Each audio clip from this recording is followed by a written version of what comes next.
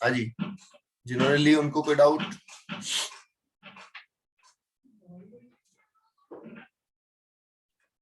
जिन्होंने क्लास कर ली थी उनको कोई डाउट?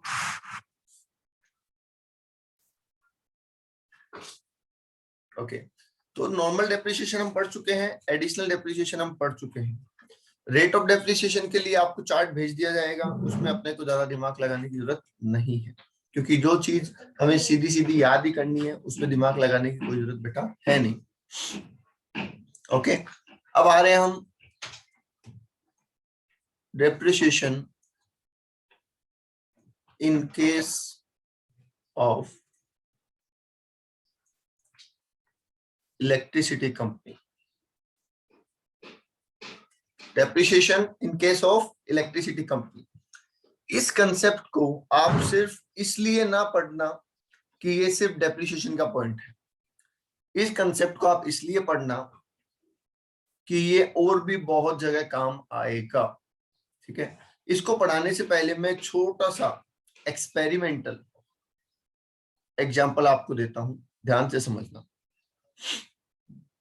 देखिए, हमने कोई भी एक एसेट एक्वायर की, कोई भी एक एसेट, ठीक है, any one asset for ₹10 lakh, right? क्या ये कैपिटल एक्सपेंसेस है बेटा हमारा?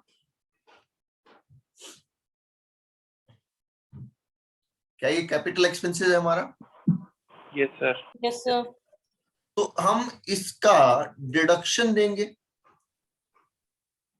अब वो हो सकता है डेप्रिसिएशन के रूप में हो सकता है अमोर्टाइजेशन के रूप में हो, ठीक है, या हो सकता है किसी और रूप में हो, राइट? लॉजिकल बात कर रहे हैं सिर्फ, बोलिए यस और नो। Yes sir. यस। अब हमने इसका डिडक्शन दिया, चाहे हमने डेप्रिसिएशन में दिया चाहे किसी और नाम से दिया, हमने डिडक्शन दिया। आफ्टर सम टाइम या आफ्टर सम ईयर, जैसे जैसे हम इसका डिडक्शन देते जा रहे हैं, क्या इसकी वैल्यू हम रिड्यूस करते जा रहे हैं? तो मान लीजिए 5 साल के बाद की अगर मैं बात करूं और मैंने इक्वली डिवाइड किया होगा, तो क्या 5 लाख की वैल्यू बची होगी इसकी? ध्यान से बताना। अगर मैं 10 साल के लाइफ के हिसाब से इसको लेके चल रहा हूँ, यस सर। लाइफ 10 ईयर में लेके चल रहा था, तो 5 साल इससे रिलेटेड एक्सपेंसेस चार्ज कर लिया, जो कि डेप्रिसिएशन हो सकता है, अमोर्टाइजेशन हो सकता है। 5 साल के बाद मेरे पास इसकी जो वैल्यू बची है वो 5 लाख बची है, राइट? अब मेरा सवाल ये है कि अगर मैं आज इस एसेट को बेच डालूं तो पॉसिबल सिचुएशन क्या हो सकती है? अगर मैंने इसे 5 लाख से कम का बेचा तो क्या मेरे पास कुछ अमाउंट ऐसा बच जाएगा जो मैं अमोर्टाइज नहीं कर पाया? बताइए, अगर मैं इसके आज की वैल्यू से कम पे इसको बेचूं तो क्या मेरे पास ऐसा कोई अमाउंट बच जाएगा जिसको मैं अमोर्टाइज नहीं कर पाया? Yes sir. Yes sir, 2 lakh की वैल्यू रह जाएगी। बिल्कुल। तो क्या मैं इस 2 लाख को आज खर्चा मान लूं तो किस्सा खत्म। हमें तो हिसाब बराबर करना है। तो सर हम ऐसा कर सकते हैं फिर? डेफिनेटली कर सकते हैं ऐसा, क्योंकि अब देखो मैं आपको बताऊं, क्योंकि होगा क्या, अभी मैं आपको इलेक्ट्रिसिटी कंपनी का समझा दूंगा, आप कुछ समझेंगे कुछ रट लेंगे, चलो हो जाएगा। फिर जब हम टेलीकॉम लाइसेंस पढ़ेंगे तो भी यही कंसेप्ट आएगा, फिर हम साइंटिफिक रिसर्च पढ़ेंगे तो भी यही कंसेप्ट आएगा। तो इससे बेटर है ना कि आप उसका लॉजिक पकड़ लो, ठीक है? तो 10 लाख का मैं सामान लेके आया, दोबारा सुनना, और 5 साल में थोड़ा थोड़ा करके मैं उसको 5 लाख तो अमोर्टाइज कर चुका हूँ और 5 लाख का वो मेरे पास पड़ा है। अब क्योंकि अगले 5 साल मुझे उसको चलाना था तो मैं कर लेता अगर मैं चलाता तो, पर मैंने उसको आज ही बेच दिया। और मैंने अगर उसको आज बेच दिया और कम पैसे में बेच दिया तो कुछ अमाउंट मेरा अनअब्जॉर्ब रह गया, राइट? और उस अमाउंट को मैं खर्चे में डाल रहा हूँ। बोलिए, is that clear? Yes sir sir. खर्चे में कैसे डाल दो सर? आप सीधा उसको लॉस दिखाओगे ना सर। बेटा लॉस हो गया देखो, मुझे। नहीं सुनो, अपन अगर मान लो मैं इस सेट को चलाता है ना, तो भी मैं इसको किस में डालता? फिर तो भी मैं इसको बिजनेस में तो डालता। तब तो आप डेप्रिसिएशन दिखा सकते थे, लेकिन अगर मेरा कोई एसेट लॉस में दिख रहा है मैं उसको खर्चा थोड़ी दिखा दूंगा सर अपना। बेटा सुनो क्या होता है, बस ये यहीं पे फंडामेंटल चीज है। हमने जो 10 लाख रुपए खर्च किए टुवर्ड्स बिजनेस, राइट, हमने टुवर्ड्स बिजनेस ही तो खर्च किया ना, और ये हमें 10 लाख चार्ज भी बिजनेस से करने हैं, राइट। Yes sir. अब चार्ज करने का तरीका पहले हमारा था डेप्रिसिएशन, अमोर्टाइजेशन या अदर कोई भी तरीका, ये हम करते हुए जा रहे थे। 5 लाख हम ऑलरेडी अमोर्टाइज कर चुके थे, ठीक है। अब हमें लगा कि ये एसेट अब हमारे इतने काम की नहीं है और हमें इसको हटाना पड़ेगा, इसकी जगह नई एसेट लानी पड़ेगी, तो हमने इसको हटाया। 3 लाख रुपए इसके बदले में मिले, तो 2 लाख रुपए ऐसे थे जो आज हमें नहीं मिल पाए या अमोर्टाइज नहीं हो पाए। आप लॉस बोल दो इसे, बेशक आप लॉस बोलोगे, मुझे कोई ऐतराज नहीं है, बट अभी भी इसको हमें चार्ज किससे करना है बताओ, बिजनेस से या कैपिटल गेन से? बिजनेस नहीं करेंगे ना सर। तो डिडक्शन देने का मतलब क्या हुआ, हमने उसको बिजनेस से चार्ज कर लिया। अब वो डिडक्शन आप डेप्रिसिएशन के नाम की बोलो चाहे लॉस के नाम की बोलो, है तो बिजनेस में। ठीक है सर, बस आप समझ गए? नाम चेंज कर रहे हो सर, लेकिन हाँ, काम तो क्योंकि सेम ही है। P&L में चार्ज होगा 2 लाख का पैसा। यस, P&L में ही होगा बेटा। अगर मैं ये कहूं loss on sale of asset, तो हमारे माइंड में कहीं ना कहीं उछल के क्या आएगा कि सर ये तो कैपिटल गेन में जाना चाहिए, फिर कैपिटल लॉस हो गया। दैट्स व्हाई हम उसको डिडक्शन बोल रहे हैं, हम उसको loss on sale of asset नहीं बोल रहे, राइट। ओके ओके बेटा, ओके। अब सुनो, अब सर अगर हम 5 लाख से ज्यादा में बेचते तो चलिए 5 लाख से ज्यादा में बेच देते हैं, मान लीजिए 7.5 लाख रुपए में अगर हम इसको बेच देते हैं, तो कंपैरिजन टोटल 10 लाख से करेंगे या आज की डेट से करेंगे अपन? तो आज की डेट से। आज की डेट से करेंगे, तो हमें प्रॉफिट हुआ या लॉस हुआ? 2.5 का प्रॉफिट। 2.5 लाख का प्रॉफिट हो गया। अब इसे भी हम कैपिटल गेन में तो नहीं ले जाएंगे,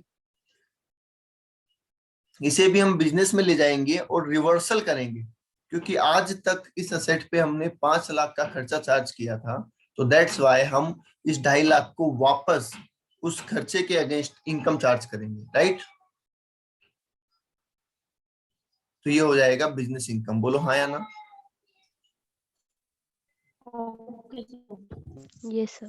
है सर ना, वो हम लोग जो बैलेंसिंग चार्ज और ये सब कुछ पढ़ते हैं फिर वो इसमें नहीं आएगा क्या? वही चीजें हैं बेटा, ये मैं पहले इसको कॉमन एग्जांपल ले रहा हूँ, फिर मैं इनको वो नाम दे दूंगा, क्योंकि अगर मैं बैलेंसिंग चार्ज बोलूंगा तो वो पर्टिकुलरली डेप्रिसिएशन के लिए हो जाएगा, वो इलेक्ट्रिसिटी कंपनी के लिए हो जाएगा ओके पर्टिकुलर, सर। है ना। यस, तो ये हो गया हमारा बिजनेस प्रॉफिट। अब अगर इसी एसेट को मैं 13 लाख में बेचता हूँ तो मुझे फायदा होता 8 लाख का, तो मुझे फायदा कितना होता, 8 लाख का होता।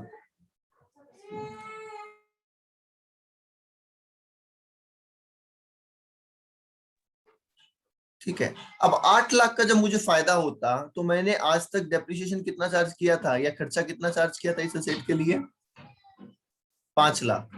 तो रिवर्सल कितना करना पड़ता मुझे, बोलिए, क्या मुझे रिवर्सल 5 लाख ही करना है?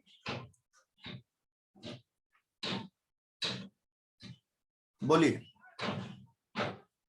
सर हाँ जी, 5 लाख करना हाँ है। जी। जितना हमने खर्चा P&L से चार्ज किया है उतना ही खर्चा हम वापस इनकम में डाल देंगे, ताकि हमारा जो बिजनेस का बैलेंस है वो बराबर हो जाए, राइट।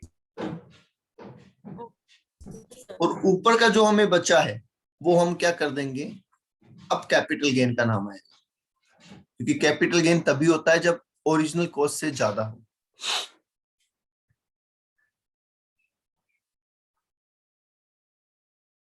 समझ गए? Yes sir. ओके, देखो मुझे आपकी आवाज बहुत कम आ रही है, तो मोस्टली ये ट्राई करो कि आप चैट बॉक्स में रिप्लाई करें बेटा, बहुत से बच्चे ऐसे हैं वो बोलते नहीं है।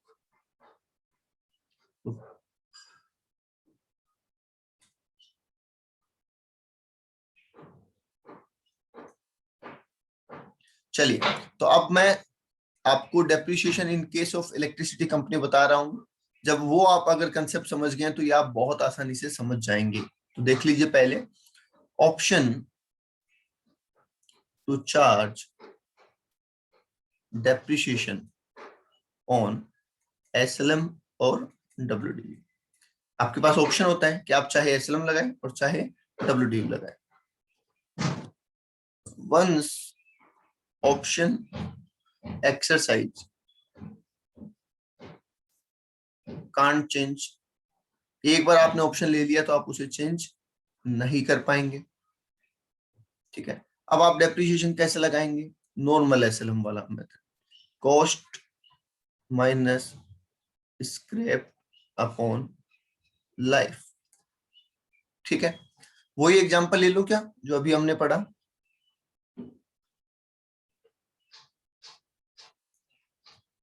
कॉस्ट 10 लाख रुपए, लाइफ 10 साल। ठीक है, सोल्ड आफ्टर, बोलो कितने साल बाद बेचे?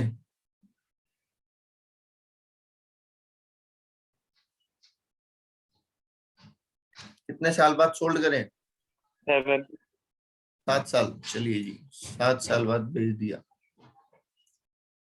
ठीक है, अब आपका सबसे पहला काम क्या होगा? अगर आप चाहते हैं हमारा इक्वेशन गलत ना हो तो सबसे पहला काम आप क्या करेंगे?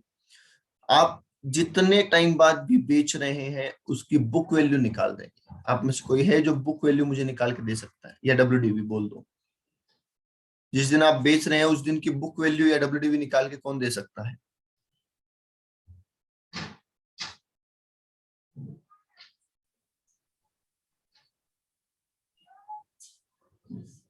सर 3 लाख हो जाएगी बुक वैल्यू 7 इयर्स के बाद में। लाख हो जाएगी। बिल्कुल ठीक है, वेरी गुड सर, 3 लाख हो जाएगी। क्यों सर? क्योंकि हमने 1-1 लाख रुपए 7 साल तक के लिए अलाउ करवा लिए होंगे, तो दैट्स वाई 3 लाख। ठीक है, आ गया है ये 3 लाख, बिल्कुल ठीक है। अब हम बात कर रहे हैं सोल्ड की, कि हम इस एसेट को बेच रहे हैं।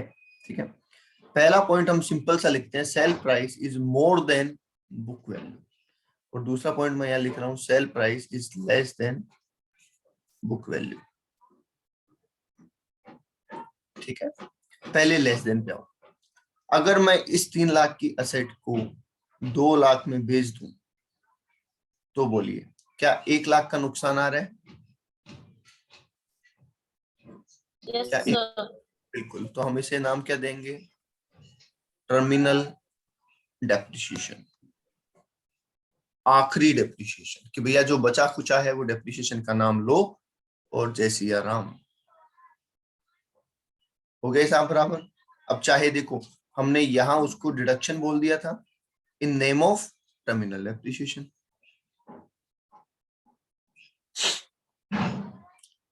सबके लिए ठीक है? कोई डाउट किसी को?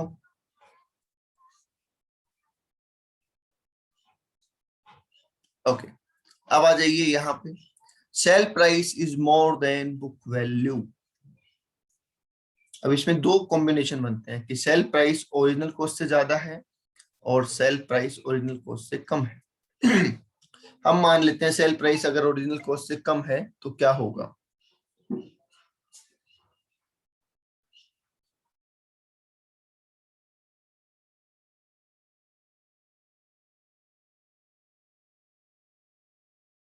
बिजनेस इनकम होगा सर सिर्फ।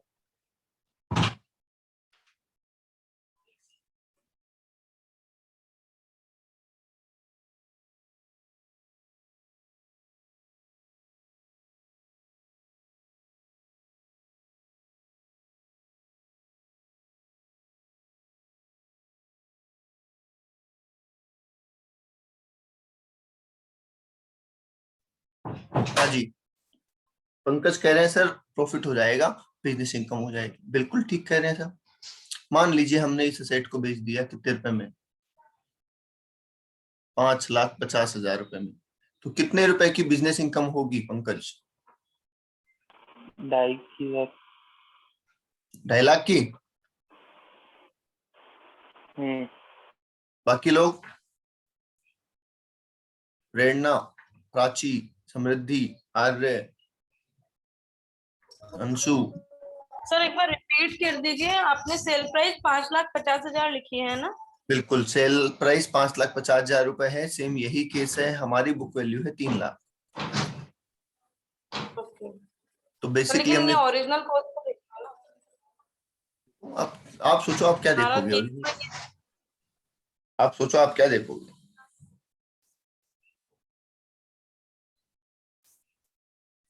बिल्कुल बेटा, हम यही वैल्यू देखते हैं। ओरिजिनल कॉस्ट सिर्फ कैपिटल गेन निकालने के काम आएगा, अभी ओरिजिनल कॉस्ट का कोई मतलब नहीं है। ठीक है, हम तो ये कह रहे हैं ना कि 3 लाख का सामान हमने 5,50,000 में बेच दिया, तो हमें 2.5 लाख का फायदा हुआ, राइट। अब इस 2.5 लाख के Yes, sir. फायदे को, अब एक चीज समझ लेना, ये 2.5 लाख का फायदा बिजनेस में जाएगा in name of balancing charge, right. जब तक ये फायदा इस अमाउंट को क्रॉस ना करे जितनी हम डिडक्शन ले चुके हैं। अच्छा, डिडक्शन ले कितनी चुके हैं आज तक? आज तक कितनी डिडक्शन ले चुके हैं? 7 लाख। 7 लाख ले रखे हैं। तुषार ने कहा, पंकज ने कहा, बिल्कुल ठीक है। अगर ये ये प्रॉफिट जब तक 7 लाख क्रॉस नहीं करेगा तब तक कैपिटल गेन की कोई बात नहीं आएगी। ओके, चलिए, तो इसलिए 2.5 लाख बचा, 2.5 लाख बैलेंसिंग चार्ज में चला गया, मतलब बिजनेस इनकम में चला गया। अगर इस असेट को मैं बेच देता 16 लाख रुपए में, तो फायदा कितना होता? पहले फायदे पे आओ, बताओ प्रॉफिट कितना होता? 6 लाख। प्रॉफिट तो सर 7 लाख। 13 लाख होता। 6 लाख, 7 लाख? अरे भाई इतने आंसर कहाँ से आ गए? प्रॉफिट होता 13 लाख। फिर गलती कर रहे हो सर 13 लाख होगा, उसमें से आधा आधा दो उसमें ये जाएगा। 7 लाख का तो बिजनेस प्रॉफिट होता है, 6 लाख का 6 लाख का। बिल्कुल। कैपिटल सबसे पहले तो आप ओवरऑल प्रॉफिट निकालेंगे। 3 लाख का सामान 16 लाख में बेच दिया, तो 13 लाख का फायदा हुआ। अब 13 लाख के फायदे में से जितना खर्चा आज तक हमने बिजनेस से चार्ज किया है वो तो बिजनेस को लौटा दो। तो बैलेंसिंग चार्ज हो गया कितना हमारा? 7 लाख रुपए, क्योंकि 7 लाख का खर्चा आज तक हमने बिजनेस से चार्ज किया था और 7 लाख रुपए हम बिजनेस को वापस लौटा रहे हैं। बिजनेस का तो लेना देना खत्म। अब हमारे पास कितना प्रॉफिट बच रहा है? 6 लाख। 6 लाख का। ये हो जाएगा STCG, क्योंकि डेप्रिशिएबल एसेट पे हमेशा शॉर्ट टर्म गेन होता है। Okay sir. बोलो, आई बात समझ में? Yes sir. ओके, एक बार सभी रिप्लाई कर दो। अंशु, आर्य, हर्षित, हर्षित नहीं बोला आज बिल्कुल भी, मीनल, नेवी, पंकज, प्रेरणा, साकार। सर एक चीज बताओ, ये जो आपने अभी समझाया है कि सिर्फ इलेक्ट्रिसिटी कंपनी और इन जैसे आपने बताया टेलीकॉम कंपनी पे लगता है या सभी कंपनीज में ये फॉलो होता है?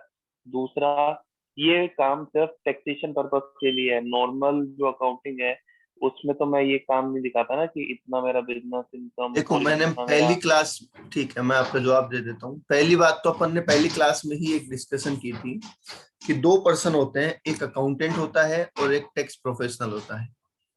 अकाउंटेंट का काम अकाउंट्स बनाना है, टैक्स प्रोफेशनल का काम टैक्स कैलकुलेट करना है। और हम कौन है उन दोनों में से? हम टैक्स वाले हैं। तो हम जितनी बातें कर रहे हैं हम सब इनकम टैक्स एक्ट की बात कर रहे हैं। अकाउंटिंग वाले से हमें कोई मतलब नहीं है। ठीक है, तो आप अकाउंट्स में ऐसा कुछ नहीं करेंगे। अकाउंट्स में अकॉर्डिंग टू AS आपने जो भी ट्रीटमेंट पढ़ रखा होगा आप वही ट्रीटमेंट करेंगे। ठीक है, दूसरी बात कि सर ये ट्रीटमेंट सिर्फ इलेक्ट्रिसिटी कंपनी में होगा या और भी जगह हो सकता है? जहां पे हम SLM मेथड लगाएंगे वहां पे ये ट्रीटमेंट होगा, क्योंकि WDV में तो नहीं हो सकता ना। और SLM लगाने के लिए हमें ऑप्शन है ना, SLM लगाने पे हमें ऑप्शन ही सिर्फ कहाँ दिया गया है? इलेक्ट्रिसिटी कंपनी में। दैट्स वाई हम ये यहाँ लगा रहे हैं। बाकी मैंने आपको यहाँ पे एक चीज कही थी, देखो ये वाली, क्योंकि मैं नहीं चाहता था कि ये कंसेप्ट आप सिर्फ इलेक्ट्रिसिटी कंपनी के लिए ही समझे, इसलिए मैंने कहा था कि आप चाहे डेप्रिसिएशन के रूप में, चाहे अमोर्टाइजेशन के रूप में और चाहे किसी भी अदर काम के रूप में आपने अपने बिजनेस में कोई भी एक्सपेंसेस किया जिसका अमोर्टाइजेशन ओवर द ईयर होना है, तो उसमें यही ट्रीटमेंट लगेगा। अब चाहे उसमें आप टेलीकॉम वाले को ले आइए, चाहे उसमें आप और कोई लाइसेंस ले आइए, किसी का भी अगर अमोर्टाइजेशन होना है तो यही सिस्टम लगेगा।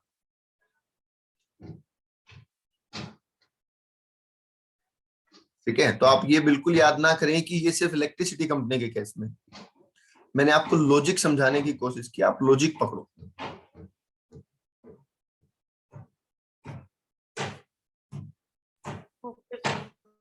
ओके शुभम, विकास, हाँ जी, हाँ तुषार। सर टर्मिनल डेप्रिसिएशन को सर कैपिटल लॉस क्यों नहीं बोला सर? बेटा कैपिटल लॉस इसलिए नहीं बोला क्योंकि ये जो अमाउंट है ये बिजनेस एक्सपेंसेस है। ठीक है, अगर जैसे हम इसे कैपिटल लॉस बोल देते तो ये बिजनेस में तो अलाउ होता नहीं। तो क्योंकि बिजनेस की तो पहली कंडीशन ही हमारी ये है कि business expenses should be revenue in nature. Yes sir. तो उसमें ये कैपिटल गेन में ना जाए, इसलिए इसको बिजनेस में रखने के लिए कैपिटल लॉस नहीं बोला है। Okay sir. और कोई, एक और कोई आवाज आई थी पीछे से किसी की? सर ये काम करने के लिए ये हम मान के चलते हैं ना, ये एक्सेल मेथड यूज कर रहे हैं। WDV अगर होता तो अपन को ये काम ना करना पड़ता, तब तो हाँ ब्लॉक डेफिनेटली, हिसाब से बिल्कुल हो जाता। बिल्कुल। अपने फॉर्मूला पहले लिखा ना, देखो इसीलिए तो लिखा। अगर हम WDV लगा रहे होते तो WDV में तो जो सेलिंग का ट्रीटमेंट है वो बिल्कुल अलग है, वो तो हम कल पढ़ ही चुके हैं। तो हम उस तरीके से कर रहे होते, और SLM लिया है तो हम ये कर रहे हैं।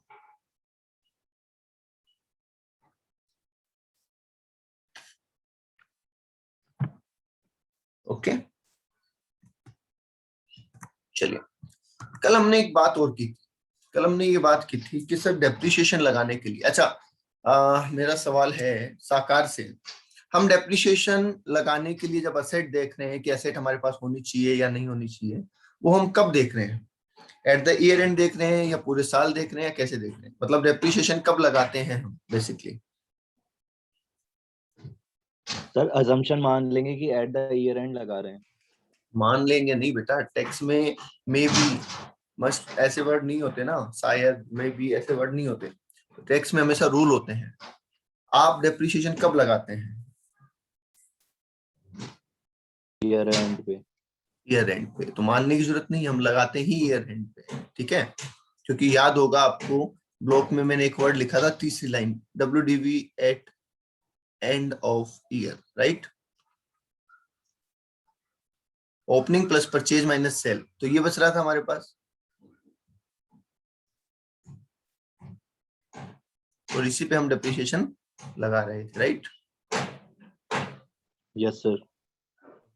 तो इसका मतलब डेप्रिसिएशन सर हम एट द ईयर एंड लगाते हैं। अगर एट द ईयर एंड हमारे पास कोई एसेट है ही नहीं, तो क्या डेप्रिसिएशन लगेगा? नहीं लगेगा। ठीक है, तो सारी चीजें एट द ईयर एंड होनी है, ये बात आप ध्यान रखेंगे। अब आइए आगे। बहुत से बच्चों में एक कंफ्यूजन होता है, मतलब वो इतना पढ़ लेते हैं फिर भी वो क्वेश्चन गलत कर देते हैं। तो मैं चाह रहा हूं कि मैं आपसे एक क्वेश्चन पूछूं, और ये क्वेश्चन है चेंज इन ओनरशिप को लेके। ठीक है, अगर ये पॉइंट आपने ढंग से पकड़ लिया तो मान के चलिए ऑलमोस्ट आपका डेप्रिसिएशन खत्म। डेप्रिसिएशन पे मैंने खास फोकस किया है क्योंकि ये बड़ा ही इंपॉर्टेंट टर्म होता है।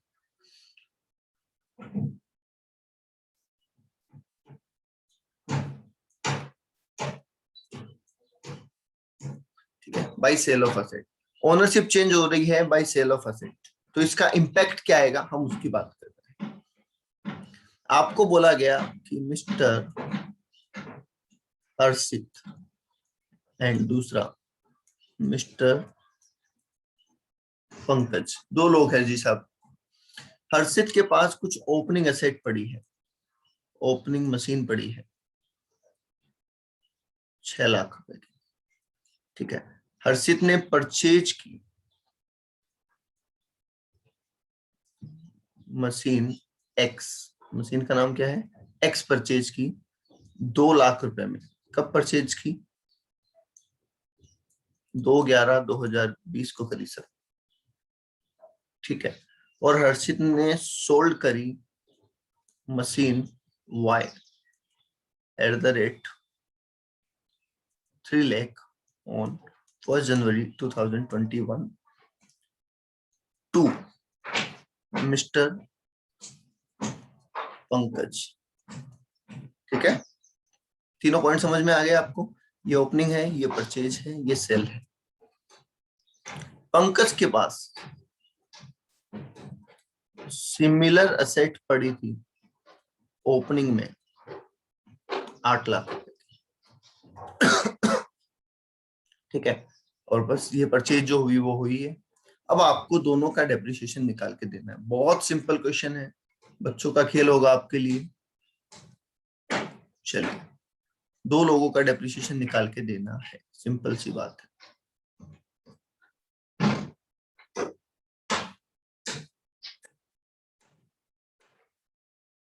सबसे पहले बात कर लेते हैं हर्षित की। हर्षित को कितना डेप्रिसिएशन अलाउ होगा इस साल, तो बता सकता है? रेट ऑफ डेप्रिसिएशन लेनी है आपको 15%।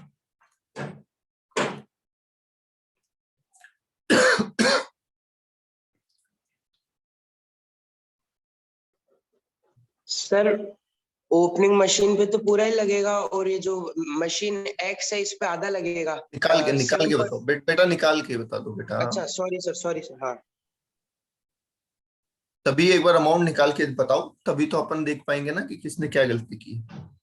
सभी एक बार अमाउंट निकाल के बताओ।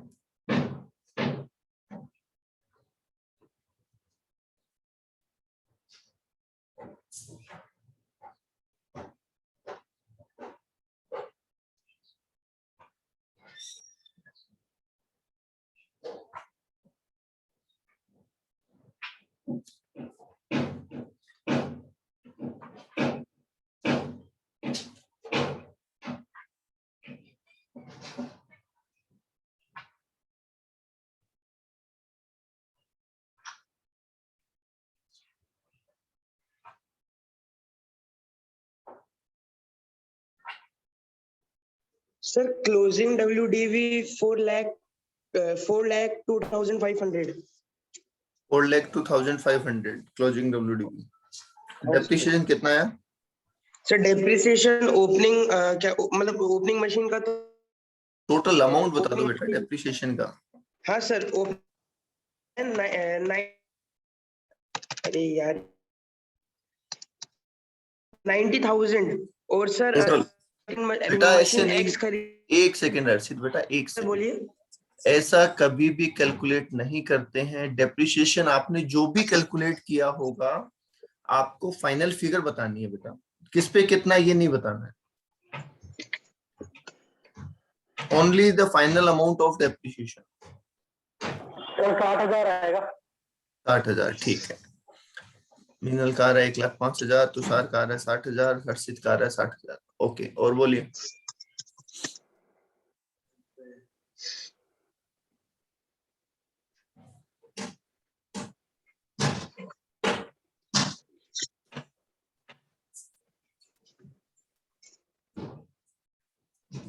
शेफाली का 1,05,000, ठीक है।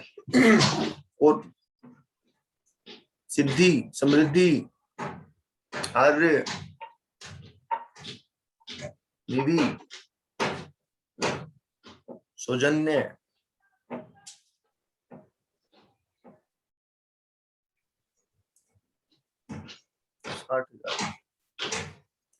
मतलब कुछ बच्चे गलत है। अब कौन से गलत है, क्यों गलत है, वो देखते हैं, ठीक है। चलो एक बार पंकज का और बता दो। इसका मैं लिख लेता हूं। आपने मुझे, कुछ ने 60,000 बताए हैं, कुछ ने 1 लाख बताए हैं, और कुछ ने 1,05,000 बताए हैं, राइट।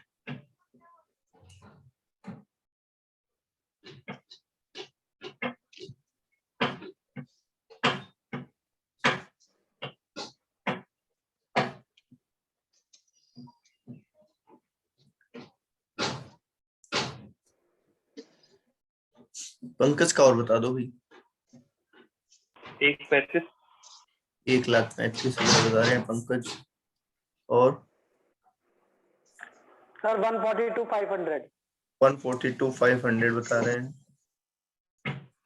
अब सोचो, इतना सा क्वेश्चन एक लाइन का, और उसमें भी इतने अलग अलग आंसर। सर 142,500। 135, 142,500। ओके, मतलब एक गलती है जो सिमिलर कर रहे हैं, है ना कुछ बच्चे। चलिए, तो अब देखिए सब आंसर होगा क्या। मैं मान के चल रहा हूं, या मुझे लगता है कि जो भी आंसर गलत हुए हैं उनका एक रीजन रहा होगा कि आपने आंसर कैलकुलेटर पे कैलकुलेट किया है। M I right? यस क्या सर। आपने आंसर कैलकुलेटर पे कैलकुलेट किया है? Yes sir. That is the biggest mistake you ever done. आप अगर फाइनल में अच्छे मार्क्स से पास होना चाहते हैं किसी भी सब्जेक्ट में, तो बेटा कैलकुलेटर से आंसर करना बंद कर। कैलकुलेटर यूज करना है, बट आंसर आपकी कॉपी में रिटर्न होना चाहिए। 90% 142 हो गलती, गया। 90% गलती होना बंद हो जाएगी। देखिए, ओपनिंग WDV 6 लाख रुपए, एड परचेज 2 लाख रुपए, लेस सोल्ड 3 लाख रुपए। ठीक है, तो लो जी, बताओ WDV at end of year कितनी?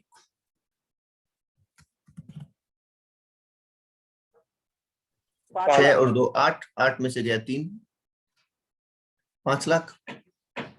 ठीक है, 5 लाख पे से डेप्रिसिएशन लगाना है, तो फीफो लगाइए। फीफो लगाने का मतलब इसमें से बचा है 3 लाख और इसमें से बचा है 2 lakh. Am I right? Yes sir. Yes sir.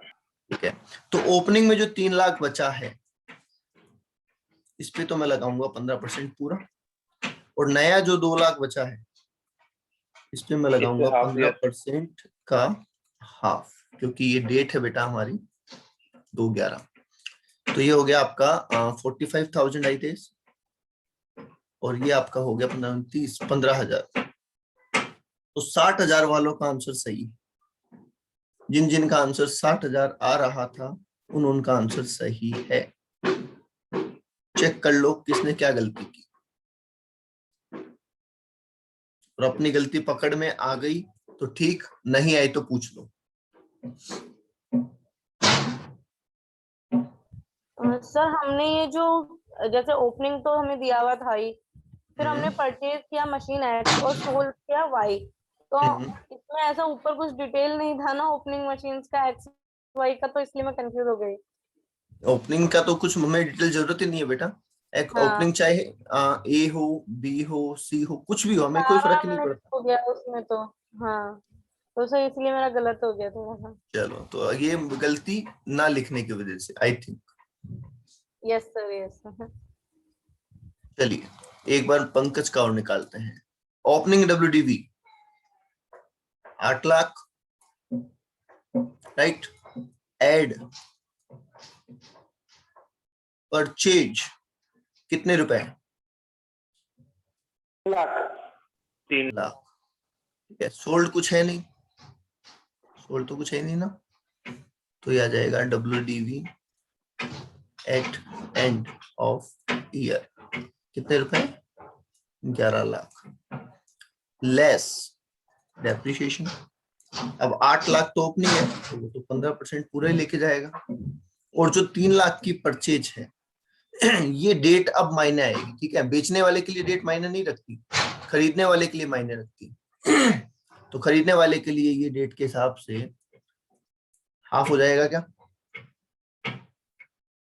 Yes sir half. तो ये हो गया बेटा 1,20,000, और ये वाला हो गया 3 लाख का 15% 45 और 22,500। तो आंसर इज 142,500। ये वाला सही है, जैसे तुषार का था आई थिंक एक तो, और एक विकास या शुभम का था। जिन जिन का भी है ये सही है। 135 वालों ने गलती की है।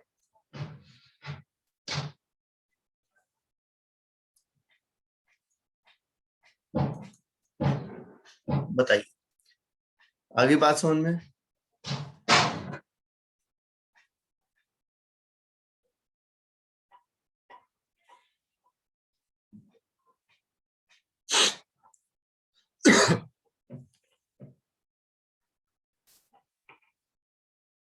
जिसने कैलकुलेशन एरर की उनको समझ में आ गया?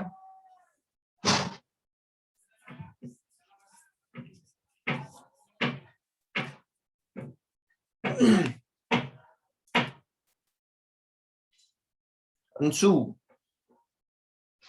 अंशु, मीनल, आर्य,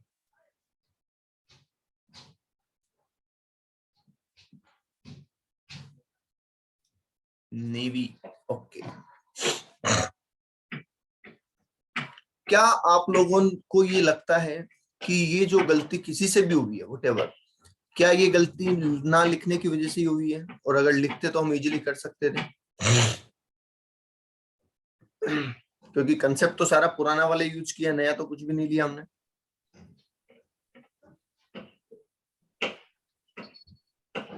यस सर, यस सर। हाँ, तो इसलिए ध्यान रखिए बेटा, कोशिश ये करना स्टार्ट कर दो कि हर चीज आप लिखें। ओके,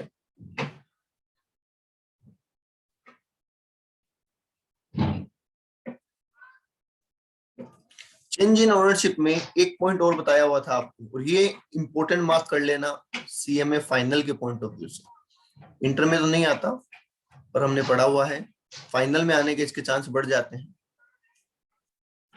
ठीक है? क्योंकि फाइनल में इस चीज को लेके अलग से एक चैप्टर बनाया हुआ है, पता है आपको? जो हम पढ़ने जा रहे हैं इसके ऊपर फाइनल में एक अलग से चैप्टर बनाया हुआ है।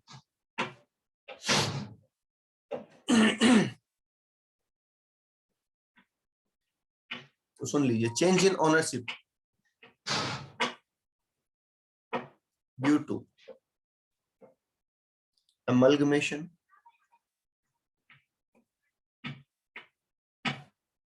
demerger या सक्सेशन। amalgamation, demerger या सक्सेशन।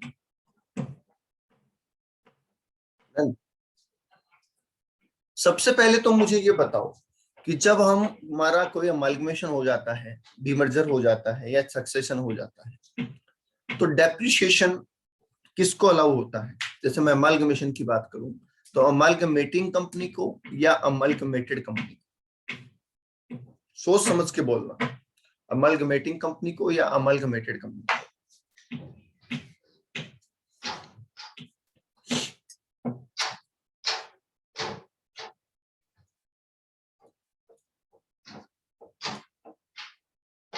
साकार कह रहे हैं sir both. Okay sir, in the mid of year अगर ऐसा होता है, अमलगमेशन डीमर्जर सक्सेशन होता है, तो फिर अकॉर्डिंग टू टाइम पीरियड जैसा भी वो यूज होती है एसेट, वैसे ही उसका डिप्रिसिएशन भी उनको मिलना चाहिए, दोनों को। चलो मैं एक एग्जांपल लिख रहा हूँ। ए लिमिटेड के पास 50 लाख के एसेट है, राइट? और बी लिमिटेड टेक ओवर कर लेता है ए लिमिटेड को, ठीक है? और कब कर लेता है? 11 दिसंबर 2020 को कर लेता है। ओके, अब मेरा सवाल ये है कि 2020-21 का डेप्रिसिएशन किसे मिलेगा? ए लिमिटेड को? इस 50 लाख की बात कर रहे हैं, ए लिमिटेड को, बी लिमिटेड को, या दोनों को? दोनों को। ठीक है,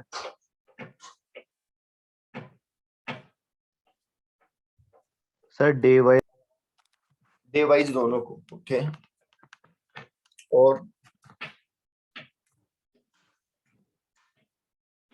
दोनों रीजन बता सकते हैं दोनों को क्यों?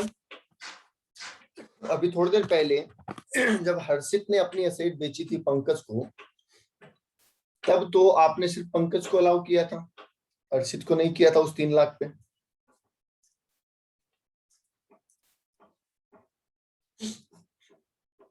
अभी थोड़ी देर पहले अपन ने एक एग्जांपल लिया था कि सर हर्षित ने अपनी एसेट पंकज को बेची 3 लाख, तो 3 लाख पे पंकज ने तो लगाया, हर्षित ने नहीं लगाया। तो उस केस में और इस केस में क्या फर्क है? सर बाद में एक ही कंपनी रह गई ना, पहले मतलब उस केस में तो हर्षित और पंकज अलग अलग ही, इसमें तो सर ए और बी बाद में एक हो गई ना। सर उसमें ना ओनरशिप है ना बाद में पंकज के पास चली गई सर, इसमें तो दोनों ही ऑनर है। ये दोनों ही ओनर है,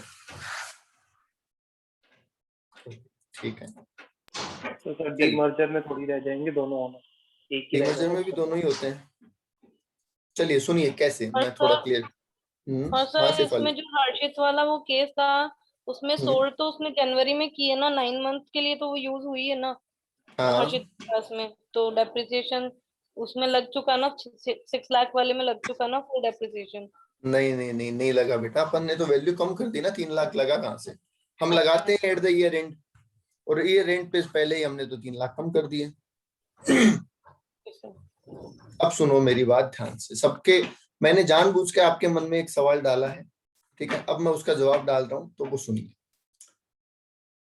हर्षित वाले केस में हुआ क्या?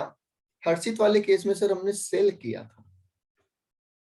सेल करने का मतलब हर्षित ने एसेट बेच दी, तो एट द ईयर एंड हर्षित के पास एसेट नहीं है। तो जब एट द ईयर एंड हर्षित के पास एसेट नहीं है, और हम तो depreciation eight the year and लगाते हैं, तो क्या हर्षित को डेप्रिसिएशन मिलना चाहिए था? नहीं नहीं, क्योंकि इनकम टैक्स अकाउंट्स की बात नहीं कर रहा। इनकम टैक्स में डेप्रिसिएशन हम उसको देते हैं जिसके पास at the end of year asset हो, पर ये तो नहीं थी, इसलिए ये तो हो गया नहीं मिला। पंकज के पास at the year end asset आ गई थी, तो इसलिए पंकज को मिलना चाहिए था। यस, इसलिए हमने पंकज को दिया है, ठीक है। जब पंकज के पास एसेट रखी थी, क्या उस एसेट से हर्षित का कोई लेना देना था? नहीं सर, नहीं था। दैट्स व्हाई ये हर्षित को नहीं मिला, मतलब बेचने वाले को नहीं मिला, खरीदने वाले को मिला। ये तो हो गया हमारा पहला केस। अब इस केस में आंसर आपका सबका सही है, दोनों को मिलेगा। रीजन समझिए, ए लिमिटेड के पास 50 लाख की एसेट है। इस एसेट का मालिक कौन है, ए लिमिटेड या उसके share holder?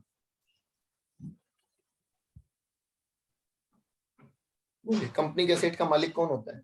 Share holder. Share holder होते हैं सर, बिल्कुल ठीक है। अब जब इस कंपनी को टेक ओवर किया गया होगा, तो जाहिर सी बात है इसके शेयर होल्डर इस कंपनी में शेयर होल्डर भी बने होंगे,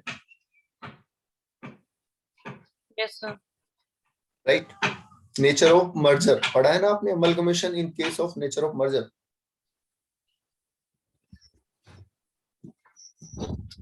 नेचर ऑफ परचेज और नेचर ऑफ मर्जर दोनों पढ़े हैं ना? Yes sir. तो ए लिमिटेड के शेयर होल्डर किसके शेयर होल्डर बन गए?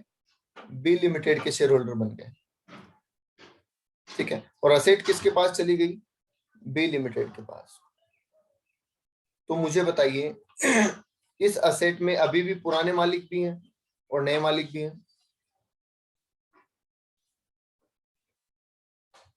बोलिए, eight the end of year क्या इस असेट के मालिक पुराने वाले भी और नए वाले भी हैं? Yes sir. इसलिए इन दोनों को डेप्रिसिएशन दिया जा रहा है,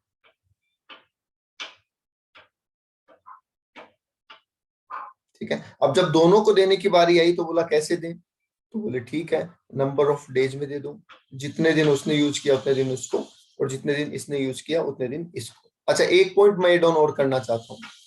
क्या हमने कैपिटल गेन पढ़ा था इंटर में? बोलिए, क्या हमने इंटर में कैपिटल गेन पढ़ा था? Yes sir. उसमें एक सेक्शन था, सेक्शन 47, याद है किसी को?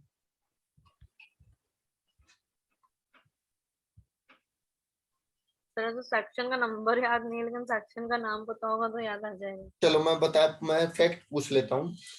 आप में से सब लोगों ने क्या ये पढ़ा था कि सर अगर अमलगमेशन होता है तो उसे ट्रांसफर नहीं माना जाता और उस पे कैपिटल गेन नहीं लगता?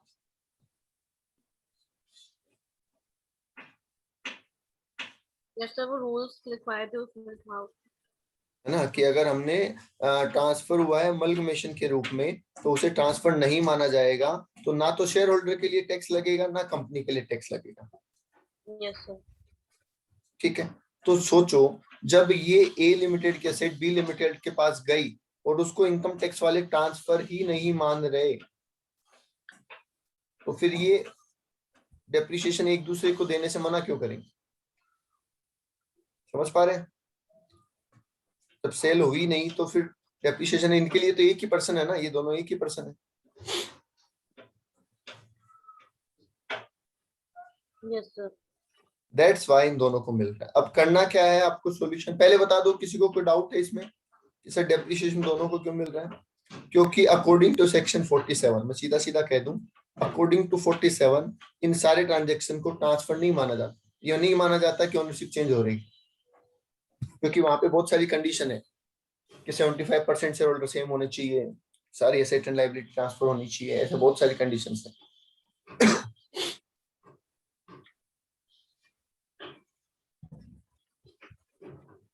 सर डी मर्जर में मान लो ए और बी आए थे, ए एक एसेट लाया था और बी भी कुछ एसेट ले आया था।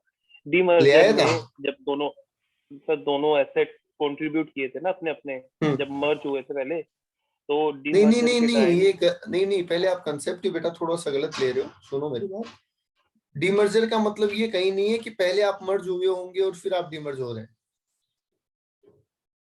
डीमर्जर का मतलब ये कहीं नहीं है कि पहले आप मर्ज हुए थे फिर आप डीमर्ज हो रहे हैं। डीमर्जर का मतलब होता है कि पहले एक कंपनी चल रही थी, है ना, मान लीजिए एचएस कंपनी चल रही थी। इस एचएस कंपनी के बहुत सारे शेयर होल्डर थे, कोई एच और एस दो ही नहीं थे, बाकी भी बहुत सारे शेयर होल्डर थे। अब इनमें कोई भी टकरार हो गई या इस कंपनी के दो टुकड़े हो जाते हैं, उसे कहते हैं demerger. For example hero Honda. Hero Honda ले लो, हाँ हीरो होंडा का हुआ ना, ये हीरो होंडा आपने ले लिया, अब हीरो रह गया, ठीक है, दूसरा अलग हो गया। तो जब दूसरा अलग हो गया तो वो इसकी एसेट लेके जाएगा ना, हीरो की, हीरो होंडा की। इस एसेट के मालिक वो दोनों थे पहले, उसको ही तो लेके जा रहे हैं।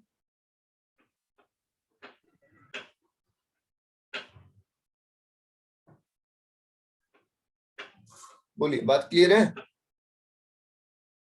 पंकज? सर तो सर वैसे हाँ मेरे वाले, अगर मेरे हाँ, वाला एग्जांपल आप करो तो उसमें क्या होगा फिर सॉल्यूशन? क्या बोला आपने, एक बार बोलो, आप बोलो। दो कंपनी ए बी मर्ज की और फिर वापस डीमर्ज हो गई, तो उस केस में क्या होगा? मान लो दोनों के एसेट्स भी चेंज हो गए इस केस में, तो आप किसको दोगे डेप्रिसिएशन? दोनों को देंगे, किसको क्या समझे नहीं? सर देखो अब आप तो अब बात आपकी सर कंडीशन भी सेटिस्फाई नहीं हुई ना। ईयर एंड पे जो कंपनी पहले एसेट लेके आई थी उसके पास तो नहीं रहा डीमर्जर के पास, देखो तो पहली आपकी जो बात तो कंडीशन ये, है। सुनो मेरी बात, पहली बात तो ये हाइपोथेटिकल सिचुएशन आप बना रहे हो कि सर एक ही साल में तो दो कंपनियां मर्ज होगी, फिर उसी साल वो दोनों कंपनियां डिमर्ज हो जाएगी। आपको नहीं लगता ये हाइपोथेटिकल सिचुएशन है? हाँ ठीक है, एक चीज। तो दूसरी चीज, जब मर्जर होगा तो ट्रीटमेंट मर्जर वाला होगा, जब डीमर्जर होगा तो ट्रीटमेंट डीमर्जर वाला होगा। कभी भी कंपनी की आइडेंटिटी नहीं मानते बेटा। मालिक, अब हम जब बोलेंगे ना कि एसेट का मालिक होना चाहिए, तो मालिक कंपनी नहीं होती, मालिक शेयर होल्डर होते हैं। क्योंकि कंपनी हमेशा उसकी होती है जिसके पास 51% शेयर होल्डर हो, यही बात है ना। तो अगर इस ए कंपनी के 51 शेयर होल्डर बी कंपनी में चले जाते हैं, तो दैट मींस बी कंपनी ने ए कंपनी को परचेज कर लिया है या ए कंपनी को टेक ओवर कर लिया है। तो ऑटोमेटिकली ए कंपनी में जो एसेट रखी थी वो किसकी हो जाती है? बी की हो जाती है।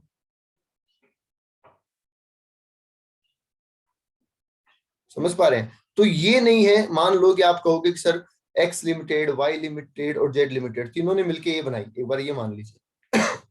तो जैसे ही ए बनी ना, तो मालिक उसके ना तो एक्स वाई जेड है और ना ही ए है, मालिक उसके शेयर होल्डर है। तो अब जब ये बी में जाएगी तो भी शेयर होल्डर से ही मतलब होगा। तो जिस दिन मर्जर होगा उस दिन मर्जर का ट्रीटमेंट होगा, जिस दिन डी मर्जर होगा उस दिन डी मर्जर का ट्रीटमेंट होगा।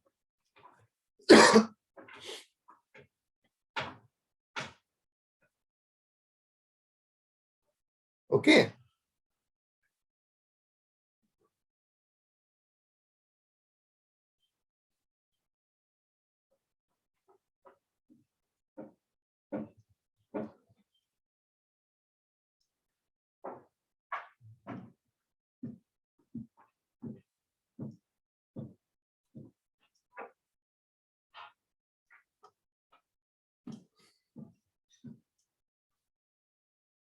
हाँ जी बोलो बेटा बोलो, is that clear? Yes sir. Okay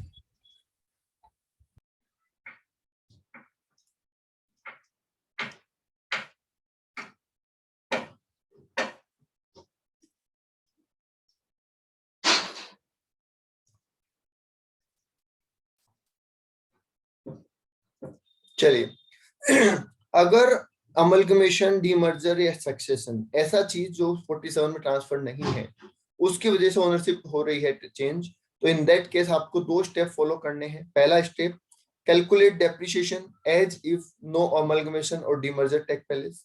इस तरीके से कैलकुलेशन कीजिए कि अमलगमेशन या डीमर्जर हुआ ही नहीं है।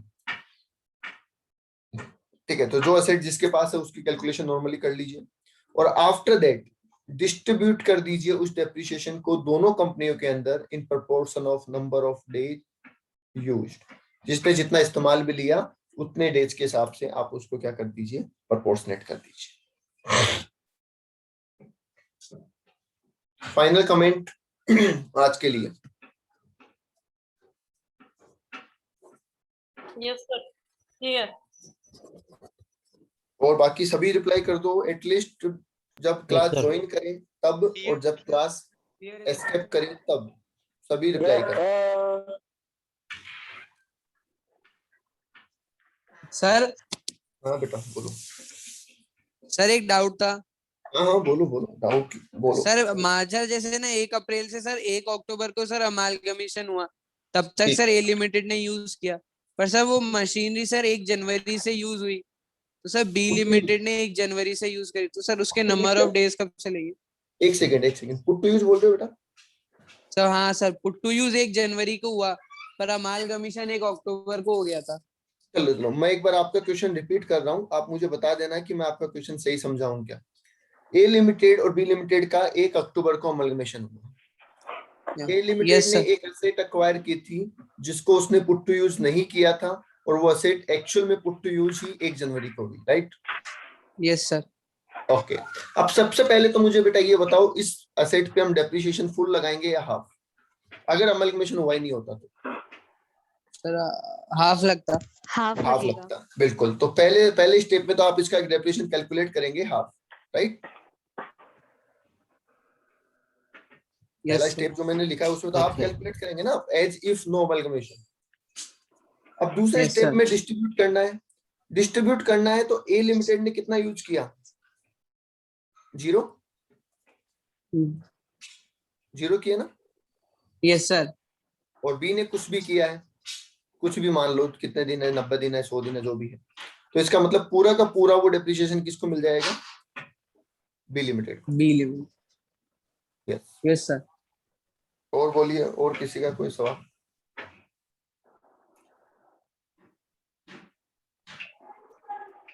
No sir. चलिए तो फिर आज के लिए इतना ही, थैंक यू। इसी आईडी पे बने रहें नेक्स्ट क्लास के लिए।